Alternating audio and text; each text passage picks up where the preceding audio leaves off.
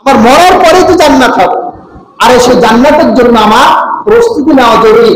আমি যদি এখন যদি বলছেন যে সবচেয়ে মানে সাহসী হচ্ছে ওই ব্যক্তি যে বাতিলের সামনে কি করে হক কথা বলতে সাহস পায়। আজকে আমাদের হক কথা বলা উচিত, হকের পক্ষ অবলম্বন করা উচিত। فقد قال الله تعالى في كلامه المجيد والفرقانه الحميد: أعوذ بالله من الشيطان الرجيم. بسم الله الرحمن الرحيم. اقترب للناس حسابهم وهم في غفلة معرضون. وقال أيضا: اقتربت الساعة وانشق القمر. وقال رسول الله صلى الله عليه وسلم: لتتبعن سنن الذين من قبلكم شبرا بشبر وذراعا بذراع حتى لو دخلوا في جحر دب لاتبعتموهم. قلنا يا رسول الله اليهود والنصارى. قال: فمن؟ أو كما قال عليه الصلاة والسلام. وقال تعالى في شان حبيبه: إن الله وملائكته يصلون على النبي يا أيها الذين آمنوا صلوا عليه وسلموا تسليما.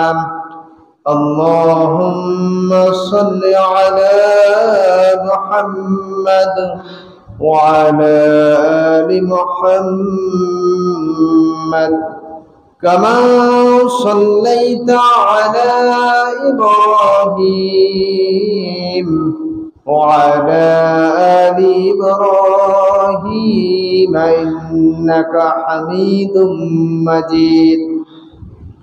اللهم بارك على محمد وعلى آل محمد كما باركت على إبراهيم وعلى آل إبراهيم إنك حميد مجيد.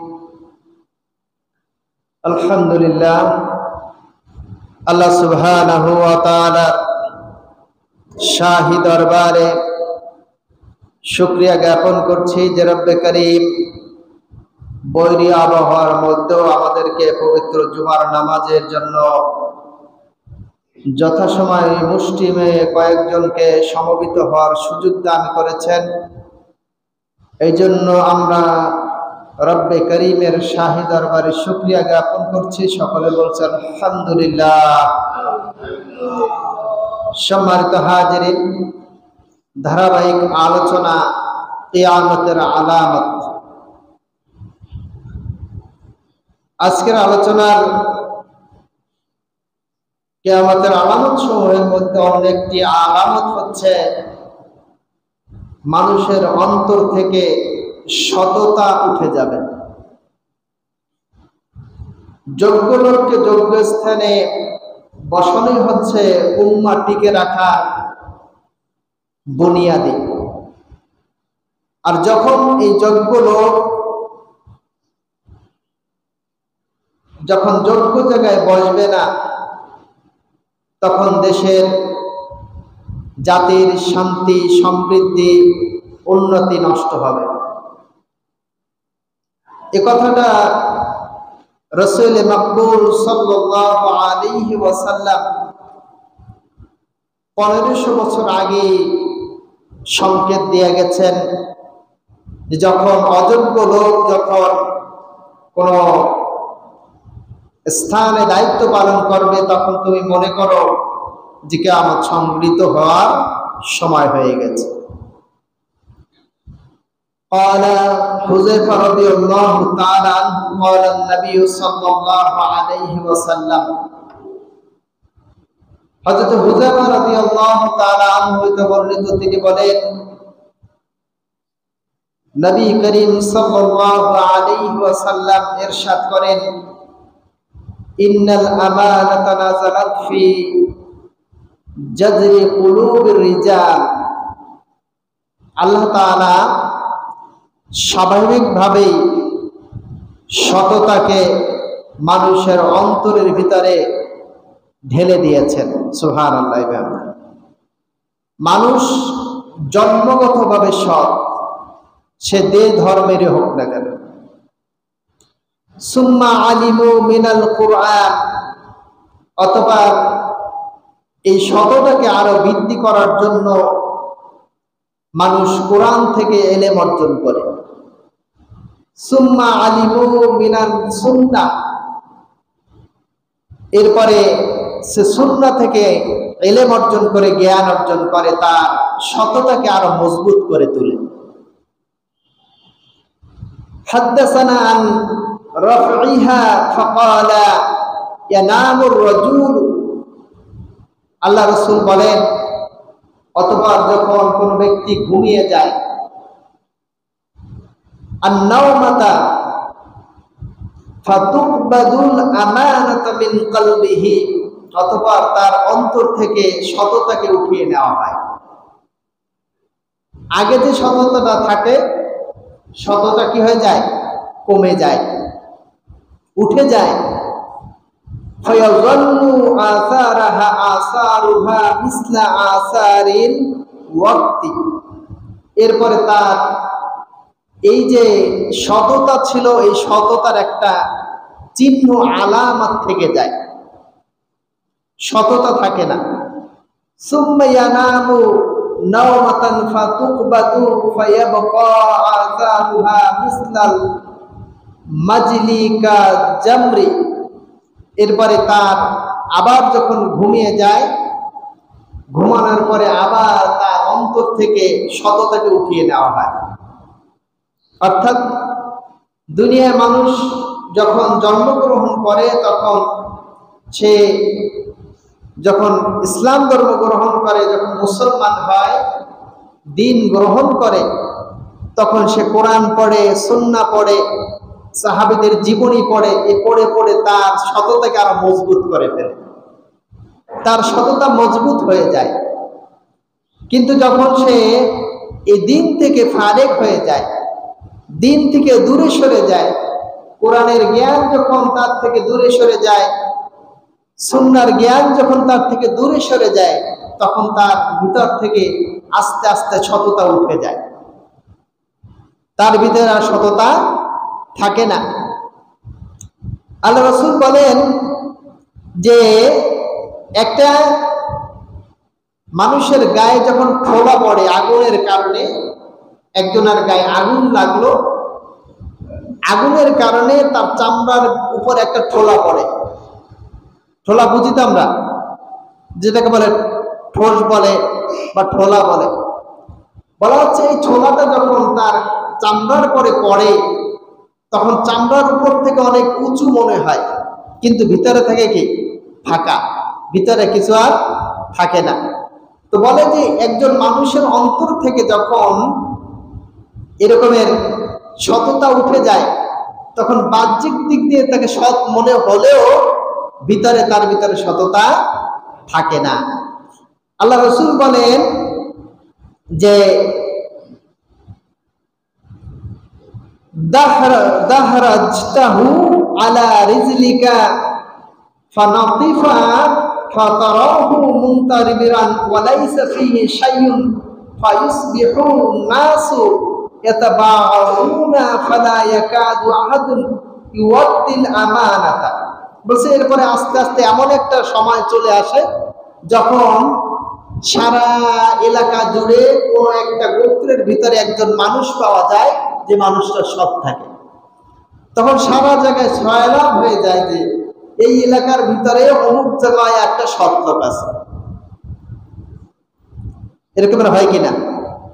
যে এখন বর্তমানে সৎ লোক খুঁজে পাওয়া কি কঠিন, অত্যন্ত কঠিন কাজ।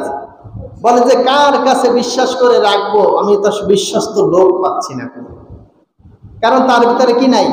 সততা নাই, আমানতদারিতা নাই। বলছে যে যার কারণে বলে যে অমুক জায়গায় অমুক বাড়িতে একজন সৎ মানুষ আছে।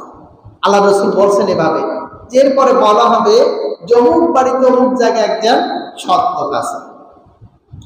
বলছেন যে ফুলানান রাজুলুন আমিনান, অমুক জায়গায় একটা ব্যক্তি আছে, ইউকালু লিররাজুলু মা ক্বালাহু ওয়া মা আজরাফাহু ওয়া মা আজলাদাহু ওয়া মা ফি কলবিহি মিসকালু হাববাতিন খারদালিন মিনাল ঈমান। বলছে যে এরপরে এমন এমন লোক থাকবে যাকে বাহ্যিক দিকে সৎ মনে হবে, দেখলে মনে হচ্ছে খুব সৎ মানুষ, কিন্তু তার ভিতরে ঈমানের জাররা পরিমাণ ঈমান নাই। বলেন নাউযুবিল্লাহি মিন যালিক। সৎ মনে হয় কিন্তু সৎ তো দূরের কথা, তার ভিতরে ঈমানের জাররা পরিমাণও নেই।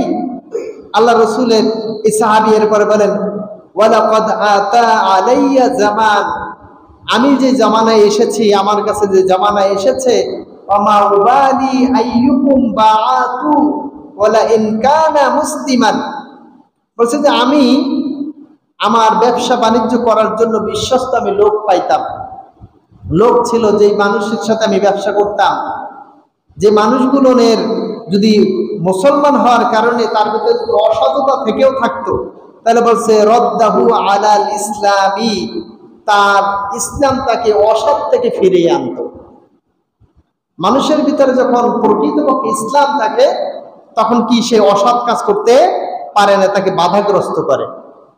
কেন বাধাগ্রস্ত করে? সে চিন্তা করে যে এই দুনিয়া আমার ক্ষণস্থায়ী জায়গা, এখানে আমি স্থায়ী থাকবো না, আমার এখানে থাকা হবে না, আমি দুনিয়া থেকে চলে যাব। আখিরাত হচ্ছে শেষ ঠিকানা, অতএব সেই শেষ ঠিকানায় পৌঁছাইতে গেলে আমাকে একজন সৎ মানুষ হিসেবে দুনিয়ার থেকে পৌঁছাইতে হবে। এই জন্য তাকে ইসলাম তাকে খারাপ থেকে দূরে সরিয়ে নিয়ে আসে।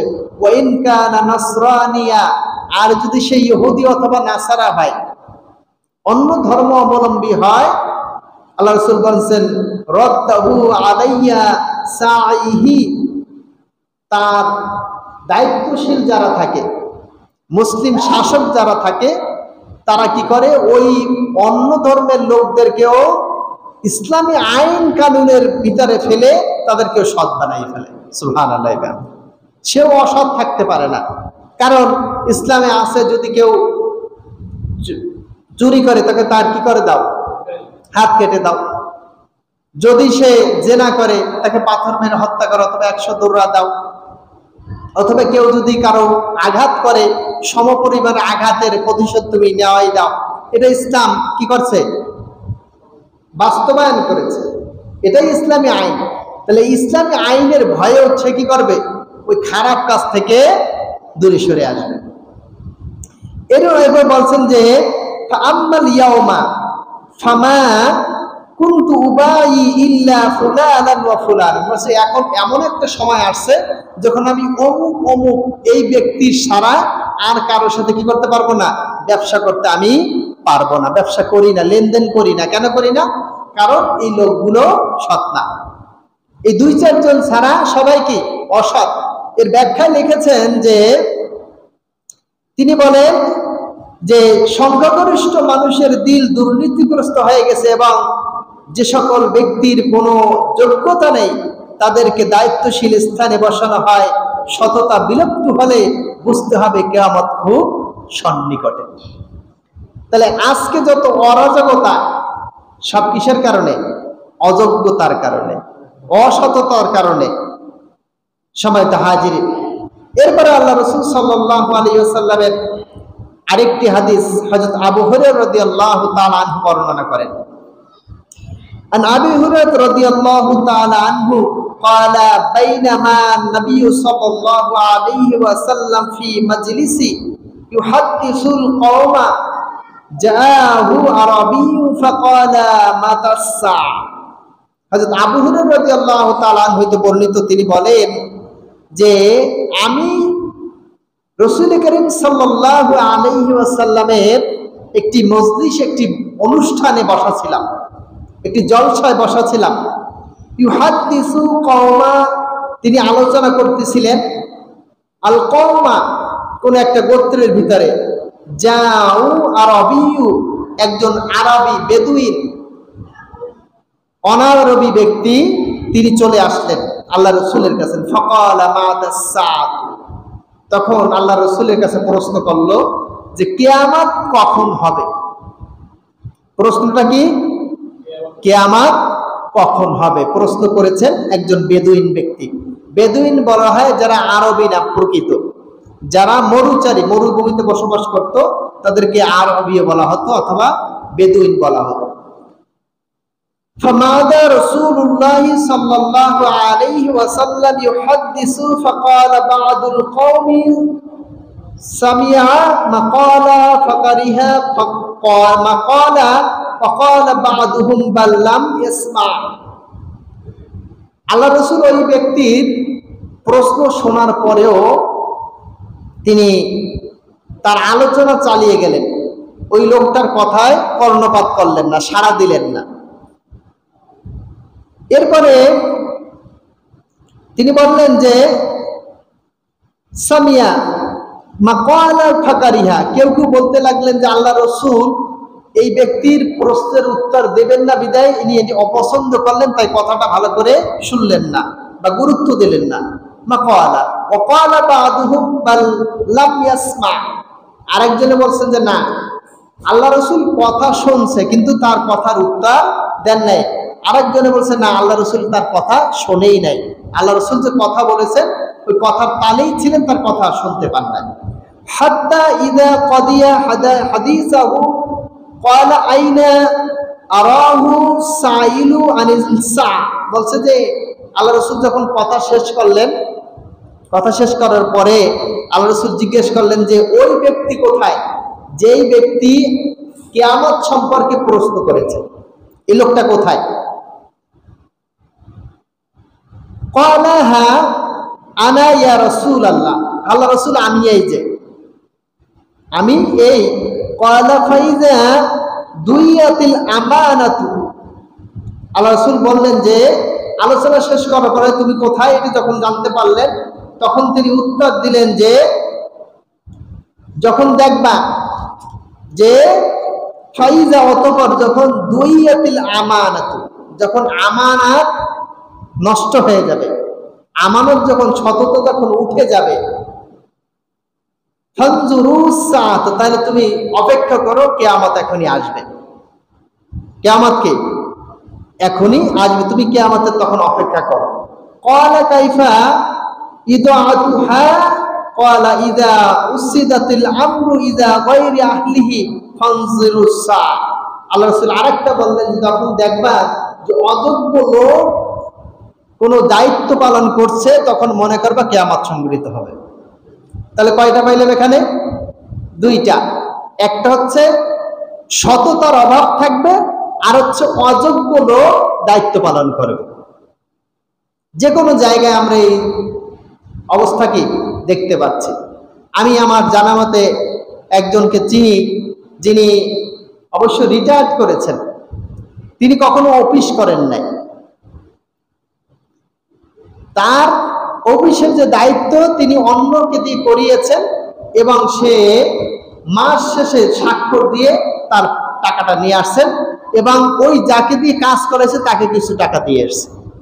তাই এটা কি অযোগ্যতা না? এরকমের হাজারো ডকুমেন্টস আছে যে বাংলাদেশের অনেক জায়গায় আমি দেখেছি যে পেপার পত্রিকায় লেখালেখি হয় যে 5 বছর 7 বছর 10 বছর হয়ে গেছে ছুটি নিয়ে চিকিৎসা করতে গেছে, কিন্তু আর ফিরে আসে নাই। এদিকে এখানের বেতনও খাচ্ছে আর সে ওখানে দিব্যি বসবাস করছে। তাহলে কি এটা আমানতের খেয়াল না? এরকম আর কি অহরহ হচ্ছে, অ্যাভেলেবেল হচ্ছে, যেটা আমরা দেখতে পাই। সম্মানিত হাজিরিন, এইটা যখন আল্লাহ রাসূল বলছেন যে যখন তুমি দেখতে পাবা যে এই অবস্থা তৈরি হয়ে গেছে, তখন তুমি কিয়ামতের অপেক্ষা করো, যে কিয়ামতের বেশি দিন আর বাকি নাই। এরপরে আরেকটা কিয়ামতের আলামত হচ্ছে যে পূর্ববর্তী পথভ্রষ্ট জাতির পদঙ্ক অনুসরণ করা হবে। যারা যুগে যুগে আল্লাহ এবং তার রাসূল যাদেরকে পথভ্রষ্ট বলেছেন, গোমরাহ বলেছেন, হেদায়েতহীন বলেছেন, যাদের ভিতরে দিন নাই, ধর্ম নাই, যারা তাদের দিনকে বিকৃত করেছে, যারা তাদের দিনকে পরিবর্তন করেছে, তাদের কিতাবকে পরিবর্তন করেছে, তারা গোমরাহ হয়েছে, পথভ্রষ্ট হয়েছে, ঈমান থেকে দূরে সরে গিয়েছে, আল্লাহ এবং আল্লাহ রাসূলের বিরুদ্ধাচরণ করছে। বলছে এই সমস্ত জাতির অনুসরণ করবে, তারা যেটা করবে ঠিক সেইটাই মানুষ করবে, মুসলমানরা করবে। হাদিস আল্লাহ রাসূলের বাণী। عن أبي هريرة رضي الله تعالى عنه عن النبي صلى الله عليه وسلم قال لا تقوم الساعة حتى تأخذ أمتي بأخذ القرون قبلها شبرا بشبر وذراعا بذراع فقيل يا رسول الله كفراش الروم فقال ومن الناس إلا أولئك। হযরত আবু হুরায়রা রাদিয়াল্লাহু তাআলা আনহু থেকে বর্ণিত, তিনি বলেন রাসূল করিম সাল্লাল্লাহু আলাইহি ওয়াসাল্লাম ইরশাদ করেন যে লা তাকুমুস সাআ, কিয়ামত সংঘটিত হবে না ততক্ষণ পর্যন্ত, হাত্তা তাখুযা, যতক্ষণ পর্যন্ত গ্রহণ না করা হবে উম্মতি, আমার উম্মত, বিআখযিল কুরুনি ক্বাবলাহা, যে তাদের পূর্ববর্তীর যে উম্মত আছে, জাতি আছে, তাদের অনুকরণ যতক্ষণ পর্যন্ত না করবে ততক্ষণ পর্যন্ত তারা কি কিয়ামত সংঘটিত হবে না। এমনকি শিবরন বিশিবরিন, বিঘাতের পর বিঘাত অনুসরণ করবে। আবার বলছেন জিরান বিজিরাই, বলছে যে গজের পর গজ। অর্থাৎ এই কথা দ্বারা বোঝানো হয়েছে যে তারা পুঙ্খানুপুঙ্খানু হুবহু অনুসরণ করবে, একেবারে যেভাবে তারা করে ঠিক সেইভাবে তারা করবে। এখন আমাদের সন্তানরা চুলের কাটিং কার অনুসরণ করে? আল্লাহ রসুলের নাকি রোনালদো, মেসি, তারপরে আর কি আছে, নেইমার, সালমান খান, শাহরুখ খান, এই যারা আছে এদের অনুসরণ করে? কথা বলেন। আল্লাহ রসুলের কি আদর্শ অনুকরণ করে? সাহাবীদের অনুসরণ করে? এই সমস্ত নায়ক নায়িকা যারা আছে তাদের যেভাবে তারা চুল কাটে সেইভাবেই চুল কাটে, যেভাবে তারা প্যান্ট পরে সেইভাবে তারা প্যান্ট পরে, যেভাবে তারা শার্ট ব্যবহার করে সেইভাবে তারা শার্ট ব্যবহার করে। আমি 2008 সালের সম্ভবত ঘটনা, না 10 সালের একটা ঘটনা, উত্তরায় আমি নিজের চোখে দেখেছি যে মানুষ তো শর্ট প্যান্ট বা জাইঙ্গে পরে প্যান্টের নিচে নাকি, আমি সেই সময় দেখছি যে প্যান্টের উপরে জাইঙ্গে পড়তেছে, স্যান্ডো গেঞ্জি এটা পরে কোথায়? জামার নিচে। কিন্তু আমি দেখেছি স্যান্ডো গেঞ্জি কি জামার উপরে পরে কিনা আপনারা দেখছেন? আমি দেখছি, খুলনায় অনেকে দেখছি পড়ছে। তাহলে কি এই অনুসরণ কাদের? হ্যাঁ, ওই ইহুদি খ্রিস্টানরা বানাইছে, সিস্টেম এইটাই বানাচ্ছে। এখন আমাদের সন্তানরা তারা হাফ প্যান্ট পরে, হাফ প্যান্ট, যুবক বয়স, দাড়িও আছে, হালকা হালকা খোসা খোসা দাড়ি রাখছে, বড় দাড়ি আছে, কিন্তু কি পরে? হাফ প্যান্ট পরে, টাকলুর উপরে তো দূরের কথা হাঁটুর উপরে প্যান্ট পরতেছে, আছে না? এই এলাকায়ও আছে অনেক, আমি দেখেছি। অথচ এই লোকটা জানে না যে একটা পুরুষের জন্য সতর কতটুকু। একটা পুরুষ 24 ঘন্টা সে এই জায়গাটুকু ঢেকে রাখবে। এই যে নাভির উপর থেকে শুরু করে হাঁটুর নিচ পর্যন্ত এইটুকু হচ্ছে সতর। এই সতর যদি কেউ খোলে তাহলে সে যতক্ষণ খোলা থাকবে ততক্ষণ পর্যন্ত কবিরা গুনাহ হইতে থাকবে। বলে নাউজুবিল্লাহি মিন যালিক, কবিরা গুনাহ হবে। শুধু তার হবে না, বলছে যে ওই দৃশ্য যে দেখবে, ওই টাকনুর উপরের মানে হাঁটুর উপরের অংশ, নাভির নিচের অংশ যে যতক্ষণ দেখবে তারও কবিরা গুনাহ হবে। তাহলে পাপী কি সে একা হচ্ছে না আরেকজনকে বানাচ্ছে? তাহলে আমরা যারা আছি আমরা তো সেই অনুসরণ করছি। আমরা তো কখনো আমার সন্তানকে বলি নাই বেটা তুই মুসলমানের বাচ্চা, তোর আদর্শ উচিত রসুলের আদর্শ, তোর আদর্শ উচিত ছিল সাহাবীদের আদর্শ, তুই সেই সমস্ত আদর্শ বাদ দিয়া তুই হাফ প্যান্ট পরা কোথায় পাইছিস? ওই হাফ প্যান্ট ধরে চিরতলে জ্বালিয়ে দেওয়া উচিত ছিল।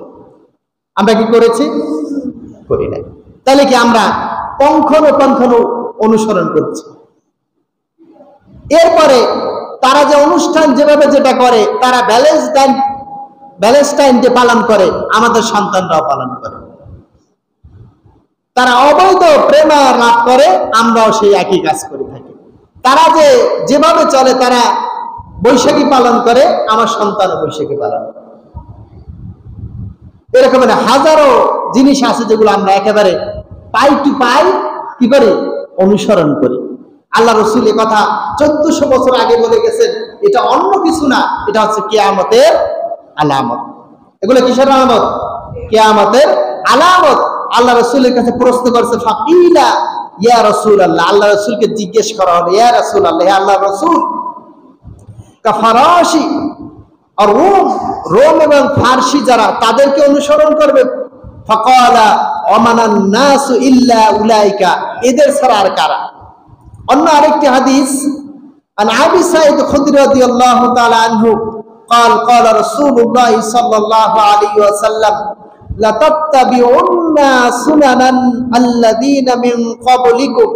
হযরত আবু সাঈদ খুদরি রাদিয়াল্লাহু তাআলা আনহু হতে বর্ণিত, তিনি বলেন قال رسول الله صلى الله عليه وسلم, আল্লাহ রাসূল সাল্লাল্লাহু আলাইহি ওয়াসাল্লাম বলেছেন যে লা তাত্তাবুন্না সুনানান আল্লাযীনা মিন ক্বাবলিকুম, তোমরা তোমাদের পূর্ববর্তীদের অনুসরণ করবে।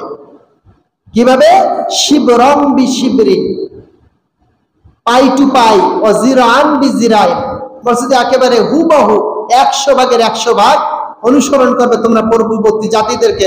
হাত্তা লাউ দাখালু ফি জুবরি দাব্বিন, বলছে যে তারা যদি কোনো সাপের অথবা কোনো মানে হিংসাত্মক কোনো জন্তুর গর্তের ভিতরে ঢুকে পড়ে, কোন এক কারণে তারা যদি ঢুকে পড়ে, তাহলে তারা কি করবে? মুসলমানরা তার দেখা দেখি ওর ভিতরে ঢুকে যাবে। লাত্তাবামুহু কুল্লা ইয়া রাসূলুল্লাহ আল ইয়াহুদ ওয়ান নাসারা ক্বালা ফামান, আল্লাহ রাসূল সাল্লাল্লাহু আলাইহি সাল্লামের কাছে বললেন যে আমরা কি তাদের এরকম অনুসরণ করব? কুল্লা, আল্লাহ রাসূল বলেন ইয়া রাসূলুল্লাহ, আল্লাহ রাসূল, আল ইয়াহুদ ওয়ান নাসারা, ইহুদি এবং নাসারাকে অনুসরণ করা হবে। আল্লাহ রাসূল বলেন ফামান, তাহলে আর কার? ইহুদি নাসারা ছাড়া আর কার তোমরা অনুসরণ করবা? এখন সব জায়গায় আমাদের ইসলামী কালচার হচ্ছে হিজাব পরা। এটা কি শরীয়তের একটা সুন্নাত কাজ নাকি? কথা বলেন, সুন্নাত কাজ নাকি? কথা বলে না কেউ? সুন্নাত না, এটা ফরজ কাজ। এটা সুন্নাত না। নামাজ পড়া যেমন ফরজ, রোজা রাখা যেমন ফরজ, যার উপরে যাকাত ফরজ হয়েছে সে যাকাত আদায় করা যেমন ফরজ, যার উপরে হজ ফরজ হয়েছে হজ করে যেমন ফরজ। একটা মেয়ে যখন যুবতী হবে, সাবালিকা হবে, তখন তার পর্দায় থাকাও ফরজ, তার হেজাব পালন করাও ফরজ। অথচ এই পশ্চিমা কালচার দেখে দেখে তারা কি এটা ছেড়ে দিয়েছে এবং হিজাবের বিরুদ্ধে তারা স্লোগান দিচ্ছে, আমরা হিজাব পড়তে রাজি না। একজন পুরুষ মানুষ যেরকমের চুল কাটে একটা নারীও সেরকমের চুল কাটতেছে। একজন পুরুষ মানুষ যেরকমের প্যান্ট পরে সেরকমের তারাও প্যান্ট পরা শিখে গেছে। একজন পুরুষ যেমন একটা গেঞ্জি পরে হাঁটে, একজন মেয়ে মানুষও গেঞ্জি পরে হাঁটে। তাহলে কার অনুসরণ বলেন? ওই ইহুদি নাসারার অনুসরণ, ওই শয়তানের অনুসরণ করা শিখে গেছে। আল্লাহ রাসূল সাল্লাল্লাহু আলাইহি সাল্লাম সতর্ক করেছেন, যদি এই ধরনের পরিস্থিতি তোমরা দেখো তাহলে মনে করে নেবে কিয়ামত বেশি দূর বাকি না, কিয়ামত খুব সন্নিকটে চলে এসেছে। আজকে আমাদের লেনদেন কিসের ভিত্তিতে হচ্ছে বলেন? ওই পশ্চিমা নীতিতে হচ্ছে, আল্লাহ রাসূলের নীতিতে লেনদেন হচ্ছে না। পশ্চিমা নীতিতে যা আছে বিচার ব্যবস্থা কার নীতিতে হচ্ছে? আমরা মুসলিম, আমাদের বিচার ব্যবস্থা হওয়া উচিত ছিল কার মাধ্যমে? কোরআনের মাধ্যমে। কোরআন হচ্ছে আমাদের সংবিধান, কোরআন দিয়ে বিচার হবে, ফয়সালা হবে, এটাই স্বাভাবিক একটা ব্যাপার ছিল। অথচ আমরা পশ্চিমাদের অনুকরণ করে তাদের দ্বারা নিয়ন্ত্রিত যে বিচার ব্যবস্থা আছে, যেটা কোরআন সুন্নাহ সম্পূর্ণ বিরোধী, সেই বিরোধী আইন আমরা মেনে নিয়ে চলছি। অথচ এটা সম্পূর্ণ কোরআন এবং সুন্নাহ বিরোধী। এর উপরে যে বিশ্বাস করবে, এর উপরে যে ঈমান আনবে, তার ঈমান থাকার কথা না। আল্লাহ তাআলা বলেন, আমান লাম ইয়াহকুম বিমা আনজালাল্লাহু ফাউলাইকা হুমুল কাফিরুন। তিনটা কথা বলছেন। আরেক জায়গায় বলছেন ওয়ালাকুমুজ জালিমুন, আরেক জায়গায় বলছেন মুশরিকুন বলছে। তিনটে জায়গায় তিনটে কথা বলছে। তাই এক নম্বরে যদি কেউ মনে করে যে এই কোরআন দিয়ে, এই সুন্নাহ দিয়ে বর্তমানে বিচার ফয়সালা করা সম্ভব না, চলে না, এটা কি ব্যাকডেটেড, এইটা মনে যদি কেউ করে তাহলে সাথে সাথে সে কাফের হয়ে যাবে। কেউ যদি মনে করে যে না এটা চলে, কিন্তু এই মুহূর্তে এই রকমের আইন না দিয়েই ভালো, এই আইন দিয়ে চলা ভালো, তাহলে সে হচ্ছে জালিম হয়ে যাবে। আর যে ব্যক্তি মনে করে যে না আসলে এই আইন দিয়ে চলে না, কিন্তু আমি বাধ্য হয়েছি, আমি বাধ্য হয়ে এই বিচারের সম্মুখীন হয়েছি, বিচারের কি কাঠগড়ায় দাঁড়িয়েছি, আমি গিয়েছি বিচার নিতে, আমি আমার কোনো বিচারে কোনো পথ নাই আপাতত, এবং সে কি এই বিচার ব্যবস্থা পরিবর্তন করার চেষ্টাও করে না, তাহলে বলা হচ্ছে ফাউলাইকা হুমুল ফাসিকুন, তারা হচ্ছে পাপাচারী, ফাসিক। তাহলে এই অনুকরণ কি আমরা ছেড়ে দিয়েছি? আমাদের এই চিন্তাও নাই, কোনোদিন এটা মনও চায় না যে এই কোর্টে, এই বিচারালয় এই কোরআন দিয়ে বিচার হোক। এটা কয়জনের মন চায় বলেন তো? আপনাদের মন চায় যে এই কোরআন দিয়ে বিচার হোক? হ্যাঁ, কিন্তু এই চাওয়ার জন্য একটা চেষ্টা আছে না? চেষ্টা কি আমরা করি? হ্যাঁ, তাহলে চেষ্টা যদি না করে এই বিচার কোনোদিন হবে? আর শুধুমাত্র যদি দোয়ার মাধ্যমে সবকিছু সমাধান হইতো, ভালো করে বুঝেন, যদি দোয়ার মাধ্যমে সব সমস্যার সমাধান হইতো, তাহলে আল্লাহ রসুলের 3.5 বছর, 3 বছর বা 2.5 বছর মতান্তরে জেল খাটা লাগতো না। আল্লাহ রসুল কাবার কাছে যাইতেন আর 2 হাত তুলে দোয়া করতেন, সব একেবারে হয়ে যেত। যাইতো কিনা বলেন? আল্লাহ রসুলের চাইতে কোনো ভালো বন্ধু আছে? হ্যাঁ, আসমানের নিচে যতগুলো মানুষ এসেছে আর কিয়ামত পর্যন্ত যত মানুষ আসবে, আল্লাহ রসুলের চাইতে আল্লাহর কাছে কোনো প্রিয় ব্যক্তি ছিল আর কেউ হবে? আল্লাহ রসুলের দোয়ার ব্যাপারে 100% কনফিডেন্স ছিল, আল্লাহ তাআলার কাছে দোয়া করলে দোয়া কবুল ছিল। কিন্তু আল্লাহ রসুল কি দোয়ার মাধ্যমেই সব সমাধান করেছেন? তাহলে এই যে 27টা যুদ্ধ, সরাসরি সশরীরে 27টা যুদ্ধ আল্লাহ রসুল করেছেন, তাহলে যুদ্ধের দরকার ছিল না। একজন মানুষের বাচ্চা দরকার, বাচ্চার জন্য সে ঘরে বসে আল্লাহর কাছে কান্নাকাটি করছে, আল্লাহ আমার একটা বাচ্চা দাও, আমার একটা বাচ্চা দাও। বিয়াও করে না আর বোর কাছেও যায় না, সন্তান হবে? কথা বলে না। তাহলে এই ব্যাপারে তো আমরা সচেতন যে না, আমার সন্তান হওয়ার জন্য বিয়ে করতে হবে, স্ত্রীর কাছে যেতে হবে, তারপরে একটা সময় পরিস্থিতি সময় সাপেক্ষে একটা সন্তানের দুনিয়া জন্ম হবে। কিন্তু আমরা মনে করছি যে শান্তি দুনিয়া এমনি এমনি চলে আসবে, আমাদের কোনো চেষ্টার দরকার নাই, রক্ত ঝরানোর দরকার নাই, চুপচাপ বসে থাকবো আর অটোমেটিক ইসলাম কায়েম হয়ে যাবে। আর সেই ইসলামের সুশীতল ছায়াতলে আমরা শান্তি ভোগ করব। এই তো কথা বলে না? এই যদি ধ্যান ধারণা থাকে তাহলে আমরা সম্পূর্ণ অজ্ঞতার জগতে বসবাস করছি। একজন স্ত্রী ছাড়া, একজন স্বামীর এবং স্ত্রীর মিলন ছাড়া যেমন সন্তান হয় না, এটা কোনো আল্লাহর কোনো নিয়ম না, কোনো নিজাম না, ঠিক তেমনি ভাবে যারা ঘরে বসে বসে আল্লাহর দ্বীন কায়েমের কথা বলেন, কোনোদিন এটা সম্ভব হবে না। বলতে পারেন যে তাহলে তো যে হযরতে ঈসা আলাইহিস সালাতু ওয়াস সালামের জন্ম হয়েছে ওটা ছিল ব্যতিক্রম। দুনিয়াকে আল্লাহ তাআলা দেখাই দিয়েছেন যে আমি কি কোনো পিতা মাতা ছাড়া যেমন আদমকে তৈরি করেছি, ঠিকভাবে আমি কোনো পুরুষের স্পর্শ ছাড়া আমি হযরত ঈসা আলাইহিস সালাতু ওয়াস সালামকে জন্ম দিয়েছি। এটা আমার ক্ষমতা আছে, কিন্তু আমি ক্ষমতা সব জায়গায় প্রয়োগ করি না। আমি একটা সুনির্দিষ্ট নীতিতে নিয়মে আমি পৃথিবীটা পরিচালনা করি। ব্যতিক্রম করার ক্ষমতা আল্লাহর আছে, কিন্তু আল্লাহ তাআলা করবেন না। আল্লাহ তাআলা বদরের যুদ্ধে মুসলমানদেরকে বিজয় দান করেছেন 313 জনের, আর কোথায় 1000, যেখানে অস্ত্র ছিল, ঘোড়া ছিল, অসংখ্য তাদের কি বলে যে অস্ত্র ছিল, সেই দিয়ে তারা মোকাবেলা করেছে। আর নিরস্ত্র মাত্র 313 জন সাহাবী এবং রাসূল করিম সাল্লাল্লাহু আলাইহি সাল্লাম তারা যুদ্ধে অংশগ্রহণ করেছে, মাঠে নেমেছে। আল্লাহ তাআলা ওই পার্শ্ববর্তী একটা পাহাড় থেকে ফেরেশতা অবতীর্ণ করে তাদেরকে বিজয় দান করেছেন। মাঠে নামতে হবে। রব্বানা আফরিগ আলাইনা সাবরা ওয়া সাব্বিত আকদামানা ওয়ানসুরনা আলাল কওমিল কাফিরিন। আল্লাহ তাআলা কাছে দোয়া করছে, আল্লাহ আমি মাঠে নেমেছি, আমি দৃঢ় অবস্থান করেছি, আমি বাতিলের বিরুদ্ধে ভয় পেয়ে আমি পালিয়ে যাই নাই, আমি এখনো মাঠে আছি। আল্লাহ তুমি আমাকে বিজয় দান করো। এখন যদি তুমি বিজয় না দাও তাহলে মুসলমানদের এই যে ইতিহাস ঐতিহ্য, তোমার নাম নেওয়ার মতো লোক দুনিয়ায় পাওয়া যাবে না। এখন তোমার সাহায্যের প্রয়োজন, তুমি সাহায্য নাযিল করো। আল্লাহ তাআলা সাহায্য পাঠাইলেন ঘরে বসে। কথা বলে না? কোথায়?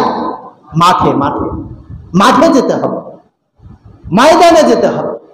দ্বীনকে প্রচার করার জন্য মাঠে ময়দানে ছাড়া সম্ভব না। সম্মানিত হাজিরিন, আল্লাহ রাসূল সাল্লাল্লাহু আলাইহি ওয়াসাল্লাম আমাদেরকে আমাদের হাত থেকে মানুষ, এই যে ইহুদি এবং নাসারা অমুসলিমরা আমাদের হাত থেকে কোরআনকে ছিনিয়ে নিয়েছে। আমাদের হাতে কোরআন নাই, আমাদের হাতে রয়েছে খেলনা জিনিস। আমাদের হাত থেকে আল্লাহ রাসূলের আদর্শ ছিনিয়ে নেওয়া হয়েছে। এখন ক্লিন শেভ করাটাই হচ্ছে মডার্ন।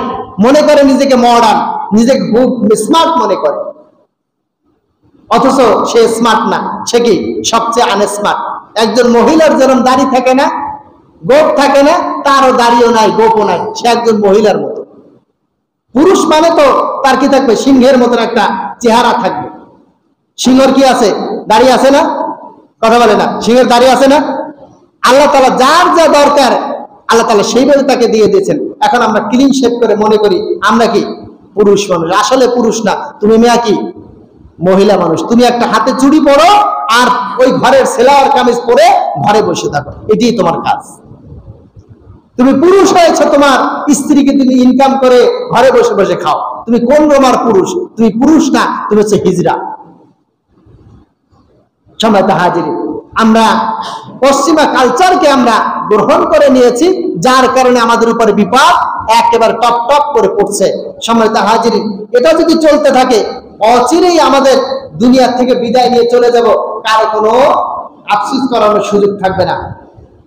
সম্মানিত হাজিরিন, আরেকটি আলামত হচ্ছে যে নগ্নপদী উলঙ্গ রাখালদের উঁচু ইমারত নির্মাণের প্রতিযোগিতা হবে। এই কথা বলার জন্য আমার অনেক সময়ের দরকার, ব্যাখ্যা দরকার, এর কিছু ইতিহাস, কিছু ডকুমেন্ট আপনাদের জানানো দরকার, যেটা আমার এখন এই মুহূর্তে সম্ভব নয়। আমি এতটুকু বলছি যে এই যে সৌদি সহ যে আরব কান্ট্রিগুলো আছে, এদের কাজ ছিল কি বলতে পারেন আপনারা? এরা ছিল রাখাল, ছিল রাখাল। এদের কাজ ছিল গরু, ছাগল, মেষ, দুম্বা, উট চড়ানো। এটাই ছিল তাদের মূল পেশা। আজকে পৃথিবীর বুকে যারা ধনী, সবচেয়ে বেশি ধনী, তাদের বেশিরভাগ হচ্ছে এই পশ্চিম কি বলে আরব কান্ট্রিগুলো সবচেয়ে বেশি ধনী। এবং তারা যে বিল্ডিং হাঁকাচ্ছে, বিশাল বিশাল উঁচু উঁচু টাওয়ার হাঁকাচ্ছে, যার একটা নাম হচ্ছে বুর্জ দুবাই। আমরা অনেকেই নাম শুনছি। বুর্জ দুবাই, দুবাইয়ের বড় এক টাওয়ার নির্মাণ করেছে। এখন বাংলাদেশ থেকে মানুষ, বিশেষ করে যারা এমপি মন্ত্রী লেভেলের যারা আছে, তারা ম্যাক্সিমাম লোক ওই যে দুবাইতে বাজার করতে যায়। ঈদের কেনাকাটা কোথায় করে? দুবাই করে, সিঙ্গাপুরে যায়। বাংলাদেশে ভালো মাল পাওয়া যায় না, অথচ তারা খুব দেশপ্রেমিক। তারা কি দেশপ্রেমিক? তাদের যদি পেটে একটু ব্যথা শুরু হয়ে যায়, তাহলে কি বলে, ও সিঙ্গাপুর চলে যায় এলিজাবেথ হাসপাতালে। অথচ বাংলাদেশে এত হাজার হাজার চিকিৎসক রয়েছে, এ নিয়ে কি তাদের এদের উপরে বিশ্বাস নাই, কনফিডেন্স নাই। আর বাংলাদেশের মানুষকে বলে এরাই সবচেয়ে, আমাদের দেশ বিশাল উন্নত হয়ে গেছে। সম্মানিত হাজিরিন, এটা হচ্ছে আমাদের কষ্টের বিষয়। যাই হোক, আমি এই যে সামনে যে বিষয়টা আলোচনা করব, যে নগ্নপদী উলঙ্গ রাখালদের উচ্চ ইমারতের বিষয়টা আমরা ইনশাল্লাহ আগামী জুমা আলোচনা করব। আমি আরেকটি কথা বলতে চাই, সেটা হচ্ছে যে আমাদের যে ফিলিস্তিনে যে যুদ্ধ হচ্ছে, ফিলিস্তিনের যে যুদ্ধ চলতেছে, যুদ্ধের যে নায়ক ছিল, মহানায়ক, যিনি সবচেয়ে বেশি ভূমিকা রেখেছিলেন, ইসমাইল হারনিয়া, উনি গত পরশুদিন তাকে গুপ্ত হত্যা করা হয়েছে। এই গুপ্ত হত্যাও করেছে ইহুদিরা। দেখেন, মজার বিষয় হচ্ছে যে আমরা মুসলমান, কিন্তু আমাদের কোরআন রিসার্চ করে করে তারা কিন্তু অনেক কিছু আবিষ্কার করে ফেলেছে, কিন্তু আমরা কিছুই করতে পারি নাই। তাদের আবিষ্কৃত জিনিস আমরা ব্যবহার করছি। আমরা ফেসবুক চালাচ্ছি, এই ফেসবুকের মালিক হচ্ছে ইহুদি। আমরা কি বলছি, ইউটিউব চালাচ্ছি, মালিক হচ্ছে ইহুদি। আমরা ভাইবার চালাচ্ছি, মালিক হচ্ছে ইহুদি। আমরা যে হোয়াটসঅ্যাপ চালাচ্ছি, ইমো চালাচ্ছি, মেসেঞ্জার চালাচ্ছি, সব কিছুর মালিক কারা? ইহুদিরা। তারা চাইলে আমাদের, আমরা যে এখানে কথা বলছি, এটা তাদের কান পর্যন্ত যাচ্ছে। হয়তো আপনারা ভাবতেও পারবেন না যে এটা কিভাবে সম্ভব। তাদের কাছে আমাদের সামনে যেমন, আমরা যেমন ভাতের থালা যখন সামনে নিই, কোন জায়গায় কোন ভাতটা আছে, কোন তরকারিটা আছে, এটি যেমন আমাদের কাছে স্পষ্ট, ঠিক ইহুদিদের কাছে তাদের ম্যাপ অনুসারে সব কিছু স্পষ্ট। কে কখন কোথায় যায় সব তাদের নখদর করে। আমার বাপ দাদা 14 গোষ্ঠীর ইতিহাস তাদের কাছে জানা আছে, আমাদের তো কিছুই জানা নেই। তো তাদের সাথে যদি লড়তে হয়, আল্লাহ রাসূল সাল্লাল্লাহু আলাইহি সাল্লামের যুগে যেই জ্ঞান বিজ্ঞানের দরকার ছিল, সেটা ব্যবহার করে তিনি যুদ্ধ করেছেন। আর এখন আমরা কি এই জ্ঞান বিজ্ঞানে পারদর্শী না, আমরা কিছুই জানি না, আমাদের একেবারে অজ্ঞ হয়ে গেছে। এবং বর্তমান সময়ে এই যে ইসমাইল হারনিয়া, তিনি তার পরিবারের সব সদস্যদের হারিয়েছেন, সবাই শহীদ হয়ে গেছে। তারপরে তিনি থেমে থাকেন নাই, তারপরে তিনি যুদ্ধ চালিয়ে গেছেন। আল্লাহ তাআলার জন্য তার কাছে দোয়া করে, আল্লাহ তাআলা যেন তাকে সর্বোচ্চ জান্নাতের মাকাম দান করে, সকলে বলে আমিন। এবং ফিলিস্তিনকে যেন আল্লাহ তাআলা এই শহীদদের বিনিময়ে আল্লাহ তাআলা যেন ফিলিস্তিনকে স্বাধীন করে দেয়, সকলে বলে আমিন। এরপরে হচ্ছে আমাদের বর্তমান বাংলাদেশে চলমান যে পরিস্থিতি, এটা আসলে আমাদের কারোর জন্য ভালো না, কারোর জন্য না, বলে সরকারের পক্ষেও ভালো না, আর যারা সাধারণ মানুষ আছি তাদের জন্য এই সংবাদটা কি ভালো না। আস্তে আস্তে আমরা যে দিকে আগাচ্ছি, সেটা হচ্ছে গৃহযুদ্ধের দিকে যাচ্ছি। আমরা গৃহযুদ্ধের দিকে আগাচ্ছি। এটা যদি চলতে থাকে, অচিরেই ঘরে ঘরে মারামারি শুরু হয়ে যাবে, রাস্তাঘাটে যেখানে সেখানে মারামারি শুরু হয়ে যাবে। এই জন্য এই পরিস্থিতিতে আমাদের হকের পথ অবলম্বন করা জরুরি। কোন পথ বলেন তো? হকের পথ, সত্যের পথ অবলম্বন করা জরুরি। আমরা যদি সত্যের পথ অবলম্বন না করি, হয়তো এই বিপদ আমাদের ঘাড়েও আসতে পারে। আজকে বাংলাদেশে হয়তো হাজার হাজার মানুষ মারা গেছে। প্রধানমন্ত্রী শেষ পর্যন্ত এটা বলতে বাধ্য হয়েছেন যে এত যে খারাপ পরিস্থিতি হবে, এটা আমার জানা ছিল না। অথচ এই যে ছাত্ররা যে দাবি করেছিল, ছোট্ট দাবি করেছিল, এই দাবিটা যদি তখন মেনে নেওয়া হতো, তাদেরকে যদি উস্কানিমূলক বক্তব্য দেওয়া না হতো, তাহলে এই দেশের এই পরিস্থিতি হতো না। হাজার হাজার লোক, একটা বাচ্চা, ছোট্ট একটা 4 বছরের একটা বাচ্চা, যে বাচ্চাটা জানলার পাশে দাঁড়ানো ছিল, তাকে প্লেন থেকে হেলিকপ্টারে গুলি করে তাকে এমন ভাবে মারা হয়েছে যে চোখ দিয়ে বুলেট ঢুকে মাথা দিয়ে বের হয়ে গেছে। ছাদের উপরে আর একটা বাচ্চা ছিল যার মাথার উপর দিয়ে লেগে পেট ফুড়ে নিচ দিয়ে বেরিয়ে গেছে। এরকম প্রায় 37 জন ছেলে যাদের বয়স 18-র নিচে যারা শহীদ হয়েছে। যার সন্তান হারিয়ে যায় সে বোঝে সন্তান হারানোটা কত কষ্টের বিষয়। হয়তো অন্য কেউ বুঝবে না, বোঝারও কথা। এজন্য এই পরিস্থিতি আমরা কেউ চাই না। এই পরিস্থিতিতে আমাদের সত্য কথা বলা উচিত, হকের পথ অবলম্বন করা উচিত। আজকে যে আমি হক কথা বলা থেকে দূরে থাকি, হয়তো একটা সময় আমার পরে বিপদ আসবে আর মানুষ মুখ ফিরিয়ে দূরে চলে যাবে, এটাই স্বাভাবিক। এই জন্য হকের পথে অটল থাকতে হবে। আমরা দুনিয়ায় এসেছি, আমার আবারও বলছে একই কথা, আমরা দুনিয়া এসেছি দুইটা কারণে। একটা কারণ হচ্ছে আমরা আখেরাতের সম্বল গোছাবো, আর 2 নম্বর হচ্ছে দুনিয়ায় মরতে আসছি। দুনিয়ায় মরতে আসছে যাতে করে আমি অনন্তকাল ওই আখেরাতের জীবনে জান্নাতে থাকতে পারি। আমি যদি দুনিয়ার থেকে না মরি তাহলে কি জান্নাত পাবো? কথা বলেন, পাবো না। আমার মরার পরেই তো জান্নাত হবে। আর সেই জান্নাতের জন্য আমার প্রস্তুতি নেওয়া জরুরি। আমি যদি এখন যদি বলছেন যে সবচেয়ে সাহসী হচ্ছে ওই ব্যক্তি যে বাতিলের সামনে কি করে হক কথা বলতে সাহস পায়। আজকে আমাদের হক কথা বলা উচিত, হকের পক্ষ অবলম্বন করা উচিত। আল্লাহ তাআলা আমাদের সকলকে হকের জন্য কবুল করুক, সত্য পথের জন্য কবুল করুক। আমরা যেন সত্যিকার যেটা হক, প্রকৃত হক, আমরা মিথ্যার যেন আশ্রয় না আনি। আমরা যেন হকের সাথে থাকতে পারি, কারণ হক নিয়েই আল্লাহ রাসূল এসেছেন। হকই আল্লাহ তাআলা দুনিয়ায় পাঠিয়েছেন। এই হকের সাথে আমাদের মরা, হকের সাথে আমাদের বাঁচা। আল্লাহ তাআলা আমাদের সকলকে কবুল করুক। আসসালামু আলাইকুম ওয়া রাহমাতুল্লাহি ওয়া বারাকাতুহু।